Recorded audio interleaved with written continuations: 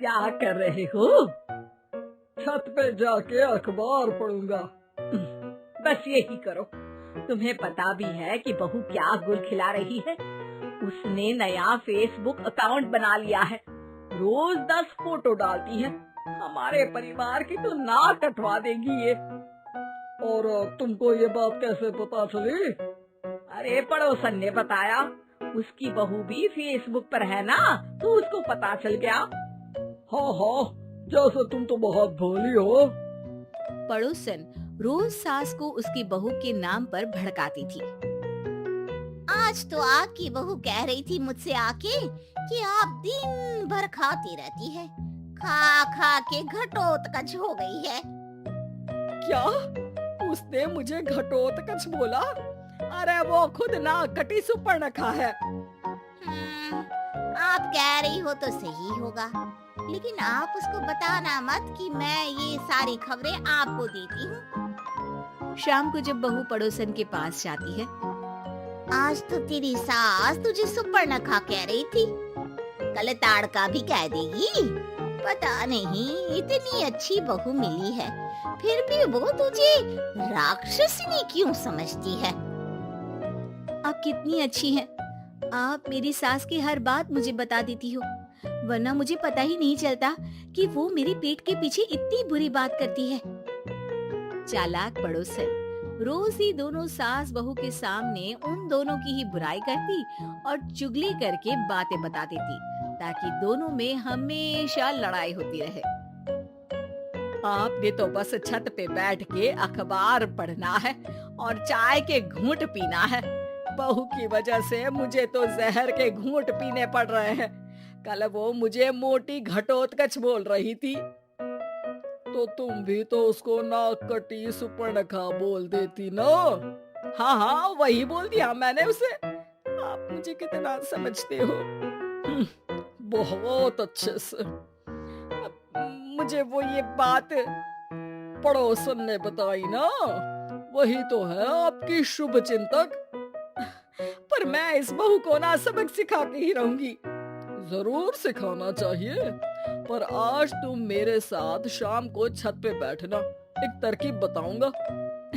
बिल्कुल बिल्कुल, कितना ध्यान रखते हो जी आप मेरा। मैं ना सब ध्यान रखता हूँ। शाम को जब सास और ससुर छत पर बैठे होते हैं कि यहाँ खड़ी हो जाओ, यहाँ से ना तुमको पता चल जाएगा कि बहू की अगली चाल क्या है। अच्छा, कैसे? सवाल मत पूछो, जैसा कह रहा हूँ वैसा करो। थोड़ी देर में ही छत पे बहू की आवाज आने लगती है। मेरी सास लायक ही नहीं है। मुझे पता होता तो सास बहू की भी कुंडली मिलवा लेती पहले ही। तेरी सास तो मुझे भी पसंद नहीं है। मेरे पास जब भी आती है तेरी बुराई करती रहती है। कभी सुपर्णखा कहती है, कभी हिडिंबा कह के कामचोर भी बोलती है, अरे कभी कभी तो चुगलखोर भी बोल देती है। काश आप जैसी होती मेरी सास। ऊपर छत पे पड़ोसन और बहू की आवाज सुन के सास के होश उड़ जाते हैं। समझी? जी समझी। सुबह तुम्हारे सामने ये बहू की बुराई करती है और शाम को बहू के सामने तुम्हारी। मतलब आप सिर्फ अखबार नहीं पढ़ते, सारी खबरें भी रखते हैं। अब तो इस पड़ोसन को भी सबक सिखाना पड़ेगा।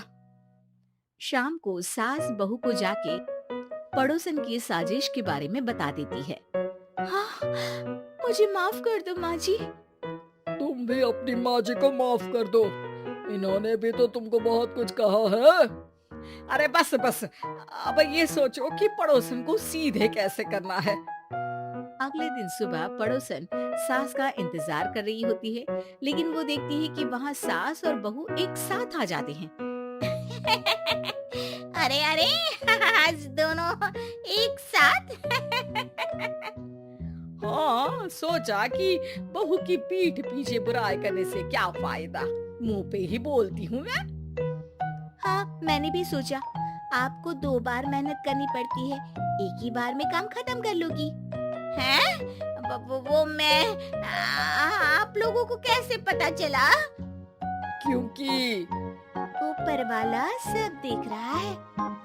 पड़ोसन ऊपर देखती है, वहाँ ससुर खड़े होकर हंस रहे होते हैं। मतलब आप हमारी बातें सुन लेते थे? हाँ, सुन लेता था और मजे भी लेता था। आपको तो शक नहीं होना चाहिए। क्या चाल खेली है आपने, एकदम सास बहू के सीरियल जैसी। तो बताओ पड़ोसन जी, मेरी बहू ने आपसे अब मेरे बारे में क्या बोला? यही बोला कि सास बहुत अच्छी है, बहुत ध्यान रखती है। अच्छा, और सास ने मेरी क्या बुराई की? नहीं ना की बुराई, हमेशा तारीफ करती है। भगवान सबको ऐसी सास दे। मेरी गलती है जो मैंने आप लोगों में आग लगाने की कोशिश की। पर छत पे लगा हुआ सीसीटीवी यानी कि शर्मा जी सब देख रहे थे। हाँ जी, मुझे माफ कर दीजिए।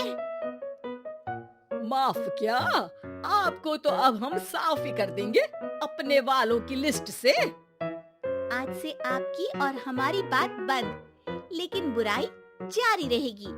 अब आपकी हरकत के बारे में पूरे मोहल्ले को बताना तो पड़ेगा ना आंटी जी।